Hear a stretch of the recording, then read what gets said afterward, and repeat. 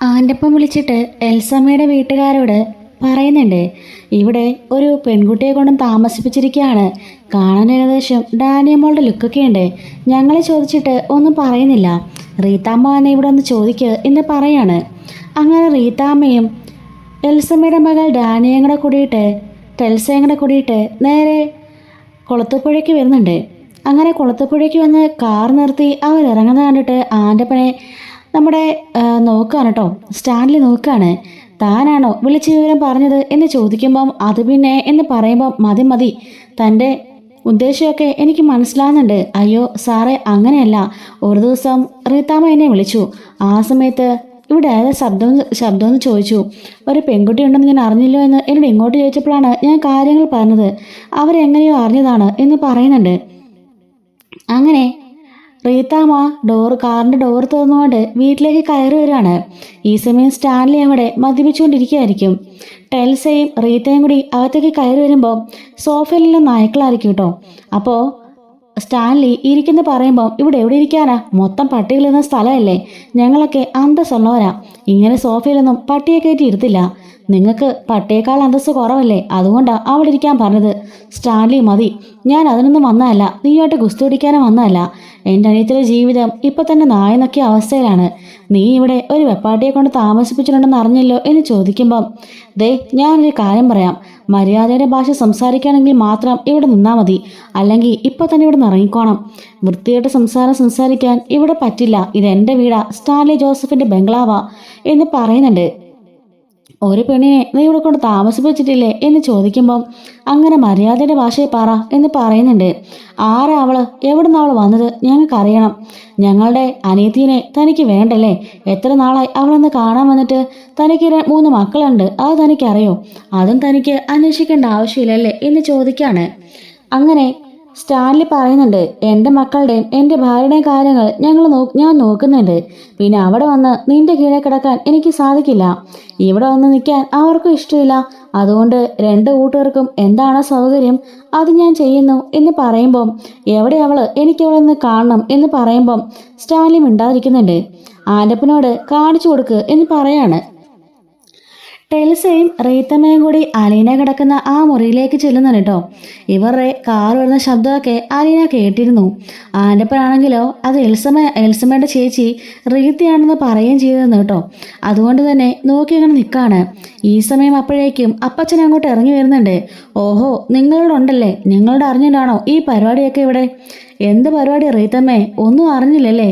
അയാള് ഒരു കൊച്ചിനെ കൊണ്ട് താമസിപ്പിച്ചിരിക്കുകയാണെന്നൊക്കെ ഞങ്ങൾ അറിഞ്ഞു, അതാരാണെന്ന് ഞങ്ങൾക്ക് അറിയണം എന്ന് പറയുമ്പോൾ നീ അവളെ അകത്ത് പോയി കണ്ടു നോക്ക്, അപ്പം നിനക്ക് കാര്യം മനസ്സിലാവും എന്ന് പറയുന്നുണ്ട്. റീത്താമ്മ അകത്തേക്ക് ചെല്ലുമ്പം അലീന പേടിച്ച് വിറച്ച് എഴുന്നേറ്റ് നിൽക്കുകയാണ് കേട്ടോ. അലീനയെ കണ്ടപാടെ വന്ന റീത്താമ്മ ആകെപ്പാടെ ഞെട്ടിപ്പോകുന്നുണ്ട്. കാരണം സ്റ്റാൻലിയുടെ അമ്മച്ചി ചിന്നമ്മേനെ റീത്താമ്മ ഓൾറെഡി കണ്ടിട്ടുണ്ടായിരുന്നു കേട്ടോ. പണ്ട് കല്യാണം കഴിഞ്ഞ സമയത്തൊക്കെ അവർ കണ്ടിരുന്നല്ലോ. അങ്ങനെ കല്യാണത്തിന് മുന്നേ ആണല്ലോ, കല്യാണത്തിന് മുന്നേ സ്റ്റാൻലി വന്ന സമയത്താണ് ചിന്നമ്മ മരിച്ചെങ്കിലും നമ്മുടെ റീത്താമ്മ ആ നാട്ടുകാരി ആയതുകൊണ്ട് തന്നെ അവർക്ക് ചിന്നമ്മേനെ നേരത്തെ അറിയാം.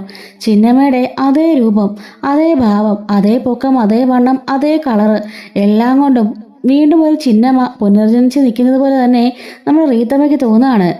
നീ ആരാടി, നിന്റെ പേരെന്താ എന്ന് ചോദിക്കുമ്പം അലീന എന്ന് പറയുന്നുണ്ട്. നീ എവിടെ നാടി വന്നതെന്ന് ചോദിക്കുമ്പം പാലായിന എന്ന് പറയുമ്പം പാലമരത്തുനിന്നാണോടി എന്ന് ചോദിക്കുമ്പം അവളൊന്നും മിണ്ടുന്നില്ല കേട്ടോ. അപ്പോഴേക്കും അപ്പച്ചനാണെങ്കിലോ റീത്തെ നീ ഇങ്ങോട്ട് ഇറങ്ങിക്കേ, അവളെ കാണണമെന്ന് പറഞ്ഞ് കണ്ടില്ലേ, അത് മതി, നീ ഇങ്ങോട്ട് ഇറങ്ങ എന്നും പറഞ്ഞുകൊണ്ട് ദേഷ്യം പിടിച്ച് ഇറങ്ങാൻ പറയുന്നുണ്ട്. അങ്ങനെ റീത്തമ്മ പുറത്തേക്ക് ഇറങ്ങിയിട്ട് കൺഫ്യൂഷനോട് ചോദിക്കുകയാണ്, ഇവൾ ആരാ എന്ന് ചോദിക്കുമ്പം നിനക്ക് കണ്ടിട്ട് എന്ത് തോന്നുന്നു എന്ന് പറയുമ്പം അത് പിന്നെ സ്റ്റാൻലിയുടെ അമ്മച്ചി ചിന്നമ്മേ എനിക്ക് നല്ല ഓർമ്മയുണ്ട്, അതേ രൂപം പോലെ തന്നെ തോന്നിക്കുന്നു എന്ന് പറയുമ്പം നിനക്കും അങ്ങനെ തോന്നിയില്ലേ, അതാ അതിൻ്റെ ട്വിസ്റ്റ് എന്ന് പറയുമ്പം ആരാ ഇവള്, ഞങ്ങൾക്ക് അറിയണം എന്ന് പറയുമ്പോൾ അത് വേറെ ആരുമല്ല സ്റ്റാൻലിയുടെ സ്വന്തം മകളാ എന്ന് പറയുമ്പോൾ ഞങ്ങളറിയാത്ത ഏത് മകളാ സ്റ്റാൻലിക്കുള്ളത്? എൻ്റെ അനിയത്തി വിവാഹം കഴിച്ചിട്ട് അവൾക്ക് 3 കുട്ടികളെ ഉള്ളൂ, അവർ 3 പേരും ഇവളല്ലല്ലോ എന്ന് പറയുമ്പം ഇതല്ല, ഇതതിന് മുമ്പേയുള്ള ഒരു കുട്ടിയാ. മുമ്പേയുള്ള കുട്ടിയോ? അപ്പം എല്ലാവരും കൂടി ഞങ്ങളെ ചതിക്കുകയായിരുന്നല്ലേ എന്ന് ചോദിക്കുന്നുണ്ട്. കൊടുങ്കാറ്റ് പോലെ നേരെ സ്റ്റാലിയുടെ നേരെ ചീറിപ്പാഞ്ഞു വരികയാണ് റീത്താമ്മ. അപ്പോൾ താൻ ഞങ്ങളെല്ലാം ചതിക്കായിരുന്നല്ലേ, എൻ്റെ അനിയത്തി ചതിക്കായിരുന്നല്ലേ, തനിക്കിതിനു മുമ്പേ വേറെ കല്യാണം കഴിച്ചതാണോ എന്ന് ചോദിക്കുമ്പം സ്റ്റാൻലി പറയുന്നുണ്ട്, ഞാൻ കല്യാണം കഴിച്ചിട്ടില്ല, ഞാനൊരു പെൺകുട്ടിയുമായിട്ട് സ്നേഹത്തിലായിരുന്നു. ഇവിടെല്ല, ആഗ്ര എൻവയൺമെൻറ്റിൽ ഞാൻ ജോലി ചെയ്തു നടന്ന സമയത്ത് അവിടെയുള്ള ഒരു പെൺകുട്ടിയായിരുന്നു അത്. ആ പെൺകുട്ടിയിൽ ആ പെൺകുട്ടിയുടെ എനിക്കുണ്ടായ കുട്ടിയാണിത് എന്ന് പറയുമ്പം ഈ കാര്യങ്ങളൊന്നും ഞങ്ങളോട് പറഞ്ഞില്ലല്ലോ എന്ന് പറയുമ്പം ഇങ്ങനൊരു കുട്ടിയുള്ള കാര്യം പോലും ഞാൻ അറിഞ്ഞിട്ട് 2-3 ആഴ്ചയായുള്ളൂ എന്ന് പറയുന്നുണ്ട്. അതെങ്ങനാടോ താൻ അറിയാതിരിക്കുന്നത്, തനിക്കുണ്ടായ കൊച്ചല്ലേ എന്ന് ചോദിക്കുമ്പം അവൾ പൂർണ്ണ ഗർഭിണിയായിരുന്നപ്പം ഞങ്ങൾ പിരിഞ്ഞു പോന്നതാ. അവളെ വിവാഹം കഴിക്കാൻ എനിക്ക് സാധിച്ചില്ല. കുട്ടി മരിച്ചു പോയെന്ന് കരുതി ഇരിക്കുകയായിരുന്നു. പക്ഷെ ഇപ്പോഴാണ് മനസ്സിലായത് അവൾ മരിച്ചില്ല, ജീവനോടെ ഉണ്ടെന്ന്. ഒരു അനാഥ മന്ദിരത്തിൽ ഇത്രയും കാലം അവിടെ നിൽക്കുമായിരുന്നു എന്ന് പറയുമ്പം ഇതൊക്കെ കള്ളക്കഥയാണോടോ എന്ന് ചോദിക്കുമ്പം അല്ല, ഇതെല്ലാം സത്യമാണ്. അലീന എൻ്റെ മകളാ. തനിക്ക് തന്നെ ഇപ്പം കണ്ടപ്പോൾ മനസ്സിലായി കാണുമല്ലോ, എൻ്റെ അമ്മയുടെ അതേ രൂപമല്ലേ. ആരെങ്കിലും പറയുമോ അതെൻ്റെ മകളല്ലെന്ന് എന്ന് പറയുമ്പം റീതാമ്മയ്ക്ക് പറയാൻ വാക്കുകളില്ല കേട്ടോ. കാരണം ചിന്നമ്മയുടെ അതേ രൂപമാണ് അലീന. അതുമാത്രമല്ല, ഇപ്പോൾ വന്നിരിക്കുന്ന ടെൽസയുടെ അനിയത്തി ഡാനിയുടെയും ചെറിയൊരു കട്ടൊക്കെയാണ് കേട്ടോ അലീനയ്ക്ക്. ഇത്രയും കാലം ഡാനിയാണ് അമ്മച്ചിയെ പോലെന്ന് പറഞ്ഞിടുന്നവരെല്ലാം ഇപ്പം അലീനയാണ് എന്ന് പറയുന്നുണ്ട്. അത്രയ്ക്ക് രൂപസാദൃശ്യമാണ്. ഇനി എന്നെ തൻ്റെ ഉദ്ദേശം, ഇനി എവിടൊക്കെ തനിക്ക് ഇതുപോലെ മക്കളുണ്ട് എന്ന് പറയുമ്പം എൻ്റെ അറിവിൽ വേറെ മക്കളൊന്നും എനിക്കില്ല. ഞാനൊരു പെൺകുട്ടിയുമായി പ്രണയത്തിലായിരുന്നു. അവളെ വിവാഹം കഴിക്കാൻ എനിക്ക് സാധിച്ചില്ല. എനിക്ക് അതിലുണ്ട കുട്ടിയാണ് അലീന. അവളെ ഇനി ഉപേക്ഷിക്കാൻ എനിക്ക് സാധിക്കില്ല എന്ന് പറയുമ്പോൾ അപ്പം എൻ്റെ അനിയത്തി മക്കളും എന്ത് ചെയ്യണം എന്ന് ചോദിക്കുമ്പം അവർക്ക് വേണ്ടതെല്ലാം ഞാൻ നൽകുന്നുണ്ടല്ലോ, പിന്നെന്താ പ്രശ്നം എന്ന് പറയാണ്. അത് പറ്റില്ലെന്ന് പറയുമ്പം എന്തെങ്കിലും സംസാരിക്കാനുണ്ടെങ്കിൽ എൽസമ്മയോട് വന്ന് എന്നോട് സംസാരിക്കാൻ പറ എന്ന് പറയാൻ കേട്ടോ. അങ്ങനെ രണ്ടാമതായി വരുന്നത് എൽസമ്മയും നാട്ടുകാരും പള്ളിക്കാരും പട്ടക്കാരും എല്ലാവരും കൂടിയാണ്. അങ്ങനെ അവിടെ വലിയൊരു വാക്കുവാദവും യുദ്ധവും തന്നെ നടക്കുകയാണ് കേട്ടോ. എല്ലാവരും വന്ന് അലീനെ ചോദ്യം ചെയ്യുകയും അലീനെ മാറ്റി നിർത്തി ചോദിക്കുകയും സ്റ്റാലിയുടെ കയർക്കുകയും ഒക്കെ ചെയ്യുന്നുണ്ട്. അവസാനമായിട്ട് അവർ ഇവളെ പറയണ ഒക്കുമെന്ന് ചോദിക്കുമ്പം ഒരിക്കലും ഇല്ല, അവളെൻ്റെ മകളാ. ഇവിടുന്ന് പറഞ്ഞയക്കാനല്ല ഞാൻ അവളെ കൊണ്ടുവന്നത്, അവളെ എൻ്റെ കൂടെ താമസിപ്പിക്കാനും അവളെ നോക്കാനുമാ. ഇത്രയും കാലം അവളൊരു അനാഥയെപ്പോലെ ജീവിച്ചു. ഇനി അതിന് സാധിക്കില്ല. ഇനി അവൾ എൻ്റെ മകളായിട്ട് ഇവിടെ രാജകുമാരിയെപ്പോലെ കഴിയും എന്ന് പറയുന്നുണ്ട്. അപ്പോൾ തൻ്റെ ബാക്കി 2 മക്കളോ എന്ന് ചോദിക്കുമ്പം അവരിപ്പോൾ എങ്ങനെയാണോ ജീവിക്കുന്നത് അതുപോലെ തന്നെ ഇനിയും അവർ ജീവിക്കും, അവർക്കൊരു കുറവും ഉണ്ടാവില്ല എന്ന് പറയാണ്. ഈ സമയത്ത് എൽസമ്മയുടെ റീത്തയുടെയൊക്കെ മൂത്തൊരു ചേട്ടനുണ്ട് കേട്ടോ. അയാൾ ചോദിക്കുകയാണ്, അപ്പോൾ സ്വത്തുക്കളൊക്കെ എങ്ങനെയാ? താൻ മരിച്ചതിന് ശേഷം തൻ്റെ സ്വത്തുക്കളെല്ലാം ഇവള് കൊണ്ടുപോവോ എന്ന് ചോദിക്കുകയാണ്. ആഹോ, അപ്പം ഞാൻ മരിക്കുന്ന ആളാണോ എല്ലാവർക്കും കാര്യം? എന്തൊക്കെ സംഭവിച്ചാലും എൻ്റെ സ്വത്തുക്കൾ എൻ്റെ മക്കൾക്ക് കിട്ടിയിരിക്കും എന്ന് പറയാണ്. അത് പോരല്ലോ, താൻ എഴുതി വെക്കണം. 6 പങ്കായിട്ടോ? അതെ, സോറി, 5 പങ്കായിട്ട്. തനിക്കും ഞങ്ങളുടെ അനിയത്തിക്കും അവളുടെ 3 പിള്ളേർക്കും അങ്ങനെ 5 വിഹിതം എഴുതി വെക്കണം. തൻ്റെ മരണശേഷം ആ വിഹിതം കൂടി എൻ്റെ അനിയത്തിക്കും മക്കൾക്കും കൊടുക്കണം എന്ന് പറയുമ്പോൾ സ്റ്റാൻലി ചോദിക്കുകയാണ്, അപ്പോൾ എൻ്റെ മകൾക്കോ അലീനയ്ക്കോ എന്ന് ചോദിക്കുമ്പോൾ ഇവളങ്ങനെ നല്ല ബന്ധത്തിലുണ്ടായ മകളൊന്നും അല്ലല്ലോ, എങ്ങനെയോ വഴിവഴിച്ചുണ്ടായതല്ലേ, അങ്ങനെ അവൾക്ക് കൊടുക്കേണ്ട കാര്യമൊന്നും ഇല്ലല്ലോ എന്ന് പറയുമ്പം മിണ്ടിപ്പോകരുത്. നിങ്ങൾക്ക് എല്ലാവർക്കും എൻ്റെ ക്ഷേമാന്വേഷണം അല്ലല്ലോ വലുത്. എല്ലാവർക്കും വലുത് എൻ്റെ സ്വത്തുക്കളും എൻ്റെ എസ്റ്റേറ്റും മാത്രമാണ്. ഞാൻ മരിച്ചു വന്നതിനെക്കുറിച്ചാണ് ഇപ്പം സംസാരിക്കുന്നത് കൂടെ അല്ലേ എന്നൊക്കെ പറഞ്ഞ് എല്ലാവരെയും ആട്ടി പുറത്താക്കാണ് കേട്ടോ. അങ്ങനെ എൽസമ്മയും ഒരു വാക്കുപോലും മിണ്ടാതെ അവിടെ നിന്ന് ഇറങ്ങി പോകുന്നുണ്ട്. അതിനുശേഷം എൽസമ്മയും ഡാനിയമോളും ആരും അറിയാതെ വണ്ടിയും കൊണ്ട് നേരെ കുളത്തുപുഴയ്ക്ക് വരാം കേട്ടോ. ഈ പ്രശ്നങ്ങൾക്കെല്ലാം ശേഷം അങ്ങനെ അവർ 2 പേരും വരുന്നത് കണ്ട് ആൻ്റപ്പൻ മുതലാളിയോട് പറയാണ്, സാബ് ദേ കൊച്ചമ്മ വന്നിട്ടുണ്ട്, ഡാനിയമോളുണ്ട് കൂടെ, പോയി വിളിച്ചോണ്ട് വാടോ എന്ന് പറയാണ്. അങ്ങനെ 2 പേരും അകത്തേക്ക് കയറി വരുന്നുണ്ട്. എൽസമ്മയെ കണ്ടപ്പോൾ സ്റ്റാൻലി ചോദിക്കുകയാണ്, എന്താ നിന്നെ റീത്ത തടഞ്ഞില്ലേ, അതോ റീത്ത കൂടെ വന്നില്ലേ എന്ന് ചോദിക്കുമ്പം ഇല്ല, അവരാരും അറിഞ്ഞില്ല, ഞാൻ തനിയെ എങ്ങ് പോന്നതാ എന്ന് പറയുന്നുണ്ട്. അപ്പോഴേക്കും അലീന ചായയുമായിട്ട് അങ്ങോട്ടേക്ക് വരുന്നുണ്ട് കേട്ടോ. എൽസമ്മ എഴുന്നേറ്റ് അലീനയുടെ കയ്യിൽ നിന്ന് പോയി ചായ മേടിക്കുകയാണ്. എന്നിട്ട് ഡാനിയേനെയും അലീനയെ നോക്കുന്നുണ്ട്. എൽസമ്മ പറയാണ്, 2 പേർക്കും ഒരേ മുഖച്ചായല്ലേ, ഇത്രയും നാളും ഡാനിയമോളായിരുന്നു അമ്മച്ചിയുടെ അതേ രൂപമെന്ന് എല്ലാവരും പറഞ്ഞത്. പക്ഷെ അതൊന്നും അല്ല, ഈ നിൽക്കുന്ന കൊച്ച അമ്മച്ചിയുടെ അതേ ഷേപ്പ് അല്ലേ എന്ന് ചോദിക്കുകയാണ്. അതെ, എൻ്റെ അമ്മയുടെ അതേ രൂപമല്ലേ എന്ന് പറയുന്നുണ്ട്. ഡാനിയമോളുടെ ചികിത്സയുടെ കാര്യം ഒന്നുകൂടെ ആലോചിക്കണം. ആ സ്ഥലം മാറ്റണം, അത് പോരാ, വേറെ എങ്ങോട്ടെങ്കിലും ഒന്ന് ഷിഫ്റ്റ് ചെയ്യണമെന്ന് പറയുമ്പോൾ അതിനെന്താ, എങ്ങോട്ട് വേണമെന്ന് പറഞ്ഞാൽ മതി, നമുക്ക് മാറ്റാം എന്ന് പറയുന്നുണ്ട്. അല്ല, വീട്ടിൽ വന്നിട്ട് എല്ലാവരും കൂടി എന്ത് ചർച്ചയായിരുന്നു? അത് പിന്നെ സ്വത്തിൻ്റെ കാര്യമാണ് എല്ലാവരും ചർച്ച. ഞാൻ പറഞ്ഞല്ലോ, എനിക്ക് സ്വത്തുക്കളോടൊന്നും ആഗ്രഹമില്ല. നിങ്ങൾ അയച്ചിരുന്ന പൈസ ഞാൻ റീത്താമ്മയുടെ ലഭിക്കാറുണ്ട്. അവരാണ് കുട്ടികളുടെ കാര്യവും വീട്ടിലെ കാര്യമൊക്കെ നോക്കാറ്. ഞാൻ ധ്യാനത്തിന് പോകുന്നതുകൊണ്ട് എന്ന് പറയുമ്പം സ്റ്റാൻലി പറയാണ്, അവരുടെ കാര്യങ്ങൾ നന്നായി നടന്നാൽ മതി. ടെൽസ ഇപ്പോൾ റീത്തയെപ്പോലെ തന്നെ ആയി വരികയാണ്. അവളുടെ കൂടെ ജീവിച്ച് അതേ സ്വഭാവം. ഡാനിയമോൾ ഇങ്ങ് വന്നേ എന്ന് പറഞ്ഞുകൊണ്ട് സ്റ്റാൻലി വിളിച്ച് അരികെ നിർത്തുന്നുണ്ട്. ഇതാരെന്നറിയോ എന്ന് ചോദിക്കുമ്പം ചേച്ചിയാ എന്ന് പറയാണ്. ആഹാ, മോക്കറിയാമല്ലേ എന്ന് പറയുമ്പം അറിയാമെന്ന് പറയാണ് കേട്ടോ. അങ്ങനെ അലീന ഡാനിയമോളെ ഇങ്ങ് വാ എന്ന് പറഞ്ഞുകൊണ്ട് അകത്തേക്ക് കൊണ്ടുവന്നിട്ടോ. ഈ ഡാനിയമോൾക്ക് ബുദ്ധി വളർച്ച കുറച്ച് കുറവാണ്. ആ ഒരു ചികിത്സയുടെ കാര്യത്തെ പറ്റിയാണ് കേട്ടോ എൽസമ്മ സംസാരിച്ചത്. എൽസ പറയുന്നുണ്ട്, നിങ്ങൾ അവിടെ വന്ന് താമസിച്ചൂടെ? ഇല്ല, ഞാൻ നേരത്തെ എൻ്റെ കാര്യം പറഞ്ഞു കഴിഞ്ഞല്ലോ. ഒരിക്കലും റീത്തുള്ളിടത്ത് ഞാൻ വരില്ല. നീയും നിന്റെ കുടുംബക്കാരും നിന്റെ സഹോദരിയും അവരുള്ളിടത്തേക്ക് ഒരിക്കലും ഞാൻ വരില്ല. അവരെയൊക്കെ മുമ്പിൽ വന്ന് ചൂളി നിൽക്കാനൊന്നും എന്നെ കിട്ടില്ല. റീത്ത അവളുടെ വീട്ടുകാരെ ഭരിക്കുന്നത് പോലെ എന്നെ ഭരിക്കാനും ഞാൻ സമ്മതിക്കില്ല. അവളുടെ ആഗ്രഹത്തിനും ഇഷ്ടത്തിനല്ലല്ലോ ഞാൻ ജീവിക്കേണ്ടത്, എൻ്റെ ഇഷ്ടത്തിനാ എന്ന് പറയുന്നുണ്ട്. ഇവിടെ വന്ന ബഹളമൊക്കെ ഞാൻ അറിഞ്ഞിരുന്നു. പിന്നെ ആ കുട്ടിയുടെ കാര്യം എങ്ങനെ അലിനടെ? അവള് ഇനിയിപ്പോൾ ഇവിടെയല്ലേ താമസിക്കേണ്ടത് എന്ന് ചോദിക്കുമ്പം അത് ശരിയാ. അല്ല, ഇത്രയും കാലമായില്ലേ, 23 വർഷമായിട്ട് നമ്മൾ ഒരുമിച്ച് ജീവിക്കല്ലേ, ഇന്നേ വരെ എന്തുകൊണ്ടാ ഈ ഒരു രഹസ്യം എന്നിൽ നിന്ന് മറച്ചു വെച്ചത് എന്ന് ചോദിക്കുമ്പം സ്റ്റാൻലി തിരിഞ്ഞ് പറയുന്നുണ്ട്, എൻ്റെ തെറ്റാ, എന്നോട് ക്ഷമിക്കണം. നിന്നോട് ഒരിക്കലും ഞാനിത് ഒരിക്കലും പറയരുതെന്ന് കരുത്, വേറൊന്നും കൊണ്ടല്ല. എൻ്റെ മനസ്സിൽ നിനക്ക് മാത്രമേ സ്ഥാനമുള്ളൂന്നാ നീ കരുതിയത്. അതല്ല, അതിനു മുമ്പേ മറ്റാൾ ഉണ്ടായിരുന്നെന്ന് നീ അറിയുമ്പം നിന്റെ മനസ്സ് വേദനിക്കും. അതുകൊണ്ടാ ഞാൻ പറയാതിരുന്നത്. നിനക്ക് എന്നെ എത്ര ഇഷ്ടമാണെന്നൊക്കെ എനിക്കറിയാം. എനിക്കും അതുപോലെ തന്നെയാ. നമ്മൾ വേർപെട്ട് കഴിയുകയാണെങ്കിലും മനസ്സുകൊണ്ട് ഒന്നാണെന്നൊക്കെ എനിക്കറിയാമെന്ന് സ്റ്റാൻലി പറയുന്നുണ്ട്. എങ്കിലും ഒരിക്കലെങ്കിലും എന്നോട് സൂചിപ്പിക്കായിരുന്നു ഇങ്ങനൊരു കാര്യത്തെപ്പറ്റി. സത്യമായിട്ടും ഇങ്ങനൊരു മകളുണ്ടെന്ന് എനിക്കറിയില്ലായിരുന്നു. ആ ഒരു പ്രണയം അവൾ പോയ സമയത്ത് പൂർണ്ണ ഗർഭിണിയായിരുന്നു. അതിനുശേഷം ഞാൻ പിന്നെ കണ്ടിട്ടേ ഇല്ല. ഇങ്ങനൊരു കുഞ്ഞുണ്ടെന്ന് പോലും എനിക്കറിയില്ലായിരുന്നു. പിന്നെ അവളുടെ വിവാഹം കഴിഞ്ഞെന്ന് അറിഞ്ഞതിന് ശേഷമാണ് ഞാൻ നിന്നെ വിവാഹം കഴിച്ചത്. രണ്ടുപേരും രണ്ട് വഴിക്ക് പോയി. കഴിഞ്ഞതെല്ലാം ഒരു കഥ പോലെ കണ്ട് ഞങ്ങൾ മറന്നു. പക്ഷേ ഒരു കുഞ്ഞ് അതിൻ്റെ ബാക്കിയായി വളർന്നു വന്നുകൊണ്ടിരിക്കുകയാണെന്ന് ഞങ്ങൾക്കറിയില്ലായിരുന്നു എന്ന് സ്റ്റാൻലി പറയുന്നുണ്ട്. ആ കുട്ടി എങ്ങനെയുണ്ട്? നല്ല കുട്ടിയാണോ? പിന്നെ നല്ല കുട്ടിയാ, നല്ല ബുദ്ധിയുള്ളവളാ, നല്ല ക്ഷമയും നല്ല സഹനശക്തിയും അതുപോലെ നന്മയുള്ളവളാ എന്ന് പറയുന്നുണ്ട്. അല്ല, അപ്പോൾ ഈ കുട്ടി അമ്മ എവിടെയാ എന്ന് ചോദിക്കാണ് കേട്ടോ എൽസമ്മ. പാലായിലുള്ള ഒരു സ്വർണ്ണക്കടക്കാരനാണ് ബാലേന്ദ്രൻ. അയാളാ വൈജി വിവാഹം കഴിച്ചത്. അവിടെ അവർ 3 മക്കളൊക്കെ ആയിട്ട് സന്തോഷമായിട്ട് കഴിയുന്നുണ്ട്. കുഴപ്പമൊന്നുമില്ല. ഈ അലീന കുഞ്ഞുനാളിലെ എൻ്റെ അപ്പച്ചനും ആ പെണ്ണിൻ്റെ അപ്പച്ചനൊക്കെ കൂടിയിട്ട് നേരെ അവളെ പ്രസവിച്ചുകൊണ്ട് തന്നെ കുട്ടി മരിച്ചു പോയെന്ന് വൈജിയുടെ കള്ളം പറഞ്ഞ് ഇവളൊരു ഓർഫനേജിലാക്കായിരുന്നു. അതിനുശേഷം അവൾക്കും അറിയില്ല ഇങ്ങനൊരു കുട്ടിയുണ്ടെന്ന് എനിക്കും അറിയില്ല. രണ്ടുപേരും 2 ജീവിതം ജീവിച്ചുകൊണ്ടിരിക്കുകയാണ്. ഇപ്പോൾ ബാലേന്ദ്രൻ തിരിച്ചറിഞ്ഞു അലീന അവരുടെ മകളാണെന്നുള്ള കാര്യം. അതോടുകൂടി അയാൾ ആകെപ്പാട് ടെൻഷനും പ്രശ്നങ്ങളൊക്കെ ആയി. പക്ഷെ വൈജിയോട് ഇതുവരെ പറഞ്ഞിട്ടില്ല.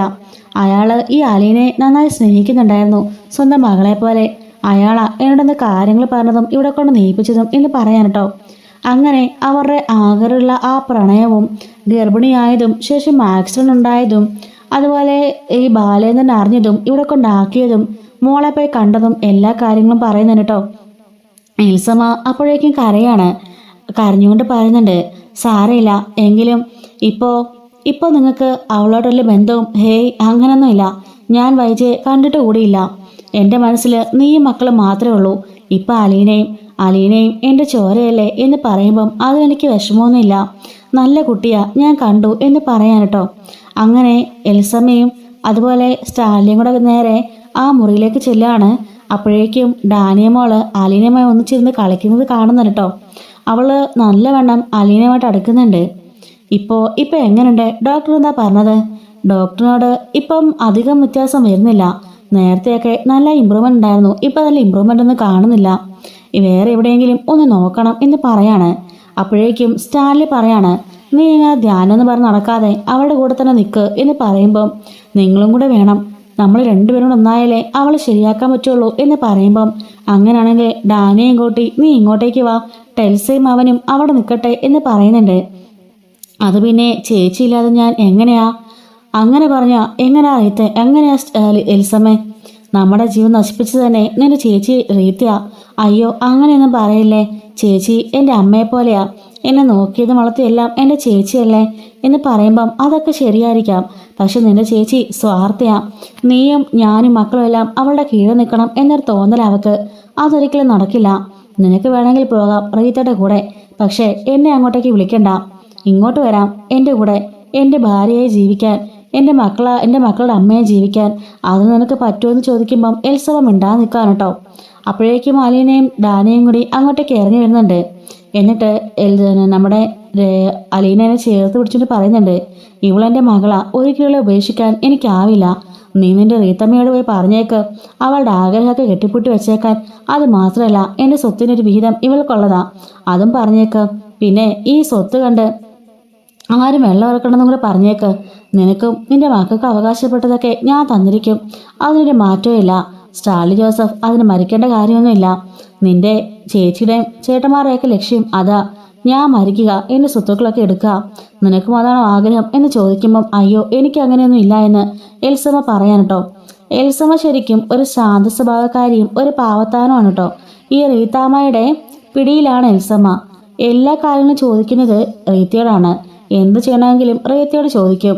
റീത്ത പറയാതെ അങ്ങോട്ടോ ഇങ്ങോട്ടോ എൽസമ്മ ചലിക്കില്ല കേട്ടോ. എൽസമ്മയുടെ മക്കളെ നോക്കുന്നതും റീത്ത തന്നെയാണ്.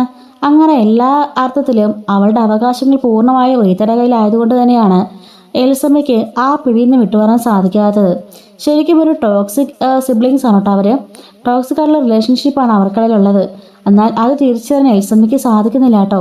അതെല്ലാം തന്നെ ചേച്ചിയുടെ കെയറിങ് സ്നേഹമാണെന്നാണ് എൽസമ്മ കരുതിയിരിക്കുന്നത്. അത് മനസ്സിലാക്കിക്കൊണ്ടാണ് സ്റ്റാൻലി അവരെ പലതവണ ഇങ്ങോട്ടേക്ക് വിളിച്ചെങ്കിലും സ്റ്റാൻലിയുടെ കൂടെ വരാൻ ഇവള് തയ്യാറാവുന്നില്ല കേട്ടോ. അങ്ങനെ ഡാനിയമോളും എൽസമ്മയും പോകാനിറങ്ങുന്നുണ്ട്. അയ്യോ ഊണ് കഴിച്ചിട്ട് പോകാമെന്ന് പറയുമ്പം സാരില്ല മോളെ, ഞങ്ങൾ പിന്നൊരിക്കൽ വരാം എന്ന് പറഞ്ഞുകൊണ്ട് അലീനയുടെ നെറുകയിൽ ഒരു ഉമ്മ കൊടുക്കാണ് കേട്ടോ. അത്രയ്ക്കും ഒരു പാവത്താനാണ്. തൻ്റെ ഭർത്താവിൻ്റെ കഴിഞ്ഞ കാലത്തിൽ ഉള്ള ഒരു അഭിനയത്തിലെ കുട്ടിയാണെന്ന് അറിഞ്ഞിട്ടും ആദ്യമായി കണ്ടിട്ട് പോലും അത്രയ്ക്ക് സ്നേഹം അവളോട് കാണിക്കുന്നുണ്ട്.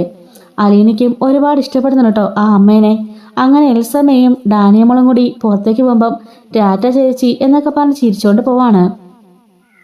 ഹോസ്പിറ്റലിൻ്റെ കാര്യം ഞാനൊന്ന് അന്വേഷിക്കട്ടെ എന്നിട്ട് ഞാൻ അറിയിക്കാമെന്ന് നമ്മുടെ നമ്മുടെ പറയുന്നുണ്ട് കേട്ടോ. നമ്മുടെ അലീനയുടെ അച്ഛൻ പറയുന്നുണ്ട്. അങ്ങനെ സ്റ്റാൻലി പറയാണ്. അങ്ങനെ നമ്മുടെ എൽസമ്മയും മകളും കൂടെ കൂടിയിട്ട് വണ്ടിയിൽ കയറി അങ്ങ് പോകുന്നുണ്ട് കേട്ടോ. പിന്നീട് കാണിക്കുന്നത് സ്റ്റാൻലി വന്ന് വിഷമിച്ചിരിക്കുന്നതാണ്. എന്താ പപ്പ, എന്താ വിഷമിച്ചിരിക്കുന്നത് എന്ന് ചോദിക്കുമ്പം ആ റീത്തിയാണ് എല്ലാത്തിനും കാരണക്കാരി. ഞാൻ മിലിറ്ററിയിലായിരുന്നുകൊണ്ട് തന്നെ പഠനാവശ്യത്തിനായിട്ടാ കുട്ടികളെല്ലാം അവളുടെ അരികിൽ കൊണ്ടാക്കിയത് അവൾക്കൊരു കൂട്ടാവുമല്ലോ എന്ന് കരുതി. പക്ഷെ പതിയെ പതിയെ അവൾ എൻ്റെ കുടുംബം വലിച്ചെടുക്കുകയായിരുന്നു. അവളുടെ കീഴിലാക്കി എൻ്റെ മക്കളെയും എൻ്റെ ഭാര്യയും എല്ലാവരെയും. ഇപ്പോൾ അവൾ പറഞ്ഞെടുത്ത് ഇവർ നിൽക്കുകയുള്ളൂ, ചലിക്കുകയുള്ളൂ. എൻ്റെ ജീവൻ തകർത്തത് ആ റീത്ത ഒറ്റ എന്ന് പറയുന്നുണ്ട്. പപ്പയ്ക്ക് അവരെ ഇവിടോട്ട് കൊണ്ടുവരത്തില്ലേ? ഏയ് ഇല്ല, ഇവിടെ അതിനുള്ള സൗകര്യങ്ങളില്ലല്ലോ. അവരെ സ്കൂളിലേക്കും കോളേജിലേക്കും അയക്കാനുള്ള സൗകര്യങ്ങൾ ഇവിടെ ഇല്ലല്ലോ എന്ന് പറയാണ്. ഇവിടുന്ന് അധികം ദൂരമൊന്നുമില്ല ടൗണിലേക്ക് എന്ന് പറയുമ്പം അവർക്കത് ഇഷ്ടമില്ല. അവർക്ക് റീത്തയുടെ കീഴിൽ തന്നെ നിൽക്കണം, അതാണ് അവരുടെ ഇഷ്ടം. റീത്തയാണ് അവർക്കെല്ലാം എന്ന് പറയുന്നുണ്ട് കേട്ടോ. അത് ശരിയാവില്ലല്ലോ അച്ഛാ, എങ്ങനെയെങ്കിലും അവരെ ഇങ്ങോട്ടേക്ക് കൊണ്ടുവരണ്ടേ? അച്ഛൻ്റെ കൂടെയാ അച്ഛൻ്റെ ഭാര്യയും മക്കളും താമസിക്കേണ്ടത്. അതൊക്കെ ഞാൻ കുറേ പറഞ്ഞതാ, കുറേ ശ്രമിച്ചു നോക്കിയതാ, ഒരു രക്ഷയില്ല, എൽസ വരില്ല എന്ന് പറയുമ്പം അലീന പറയാണ്, അതൊക്കെ വരും, അതിനുള്ള മാറ്റമൊക്കെ നമുക്കുണ്ടാക്കാം. ഡാനിയമ്മയുടെ കാര്യത്തിൽ അച്ഛനെങ്ങനെ ഉഴപ്പ് കാണിക്കല്ലേ, നല്ലവണ്ണം നോക്കണം. അവള് നല്ല കുട്ടിയാ, നല്ല സ്മാർട്ടാ, അവളെ നമുക്ക് നേരെയാക്കി കൊണ്ടുവരാൻ പറ്റും എന്ന് അലീന പറയുമ്പം അതെങ്ങനെ ചോദിക്കാണ്. അതൊക്കെ എനിക്കറിയാം, ഇതുപോലുള്ള ഒരുപാട് കുട്ടികളെ ഞാൻ ശുശ്രൂഷിച്ചിട്ടുണ്ട്. അതുകൊണ്ട് തന്നെ അവരുടെ വികാരങ്ങളും കാര്യങ്ങളെല്ലാം എനിക്കറിയാം. നല്ല സ്മാർട്ട് കുട്ടിയാ, എത്രയും പെട്ടെന്ന് നമുക്കവളെ മുമ്പോട്ട് കൊണ്ടുവരാൻ സാധിക്കുമെന്ന് അലീന പറയുന്നുണ്ട് കേട്ടോ. അങ്ങനെ സ്റ്റാലിക്ക് അലീനയിൽ ആ ഒരു കാര്യത്തിലുള്ള വിശ്വാസം വരുന്നുണ്ട്. പാവ അമ്മ, എന്ത് പാവത്താനായി അമ്മ അല്ലെന്ന് ചോദിക്കുമ്പം അതെ അവൾ പാവമാണ്. അവളുടെ ചേച്ചി ഒരു ഭയങ്കരിയാ, അതവൾ മനസ്സിലാക്കുന്നില്ല. ഇവളെ വെച്ച് അവൾ മുതലെടുക്കാണ്, അതും അവൾ അറിയുന്നില്ല കേട്ടോ. ഞാൻ അയച്ചിരുന്ന പൈസയെല്ലാം റീത്തമ്മ വാങ്ങിക്കുന്നത്. മക്കളുടെ കാര്യങ്ങളെല്ലാം കഴിഞ്ഞ് ഇഷ്ടംപോലെ പൈസ മിച്ചമുണ്ട്. പക്ഷെ അതിൻ്റെ കണക്കുകളൊന്നും എൽസമ്മ ചോദിക്കാറ് കൂടിയില്ല. അതെല്ലാം റീത്തമ്മ എടുക്കാറ്, ഞാനും ചോദിക്കാറില്ല എന്ന് പറയുന്നുണ്ട് കേട്ടോ. അങ്ങനെ നമ്മുടെ ഡാനിയമ്മളുടെ കാര്യം അലിനെ ഏറ്റെടുക്കാനുണ്ടോ. എന്നാൽ തിരിച്ച് എൽസമ്മയും ഡാനിയും കൂടി ചെല്ലുന്ന സമയത്ത് ഈ റീത്തമ്മ ഭയങ്കര ബഹളമൊക്കെ ഉണ്ടാക്കുന്നുണ്ട്. ഇങ്ങോട്ടേക്ക് വന്നെന്ന് അറിഞ്ഞുകൊണ്ട് ഇനി മേലാൽ അവളെ കാണാൻ അങ്ങോട്ട് പോകരുത്, സ്റ്റാലിയെ കാണാൻ പോകരുതെന്നൊക്കെ പറഞ്ഞുകൊണ്ട് ഇവരെ വിലക്കുന്നുണ്ട്.